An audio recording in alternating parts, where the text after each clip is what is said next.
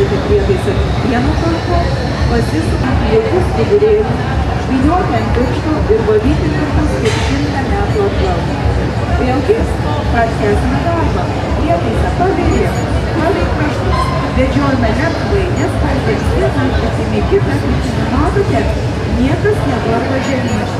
Kodėl? Todėl, kad guma suspaudžia visą nešvarumą ir įplanuota kepurėlė. Visas pilvas lieka viduje, o veido išvarus, sausas, be jokių kryžių ir labai greitai. Dar kartą, tai kas svarbiausia rodoma ant veidrodžių. Pamenate, parodos metu Europoje, Vokietijoje, Lietuvoje, kadangi reikalinga prezentacija, pabandyti. Tai va, jo neprekiavo parduotuvėse. Galima kažkur sekmetu, bet tai vėl papildomai. 30 litų kainuoja kažkas malas. Viskas, bet jau reikia lašeliais, neįmanyti, o lašikais.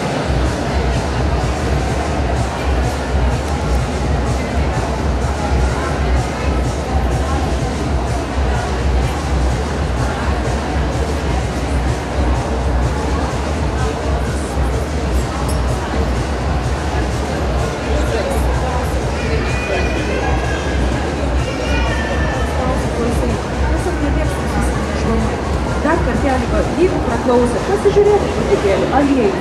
Mes iškepliojame langą aliejų, bet savo namuose jūs tikrai rasite ką nuvalyti. Tai ir garai ant virtuvinio lango, riebalų apnašos, nešvarumai, vaikų ar kitų asmenų minėti veidrodį, pangai, langas plaukams. Jisai prilimpa ir jį tenka valyti ir valyti. Daugelis žmonių daro vieną. Taigi pradedame darbą. Merkime kiekvienėlį skystį. Skystis nuvarva ir būtinai nusausinate į indo kraštą ant kepenį, tuo ir jums lengviau valyti. Taigi dabar su talpu jūs lengvai nuvalote nešvarumus nuo langų, veidrodžių, atgaivos plytelių, vonioje, virtuvėje, dušo kabinas, automobilio stiklus, visus lygius paviršius.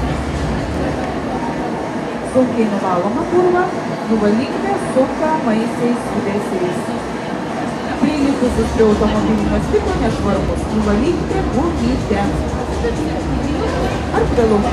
Jums nereikia skirti jokius figūrėlius. Imame prietaisą ir pavėrėm. Palei kraštus. Viena kryptį. Kita.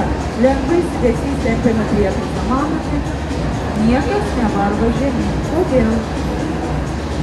Todėl, kad guma suspaudžia visą nešvarumą į mikroploštą kepinėlę. Visas purvas tiesiog lieka viduje ir jums niekas nevarys nieko, nieko langės. O langas švarus, sausas, be jokių kryžių ir svarbiausia greitai.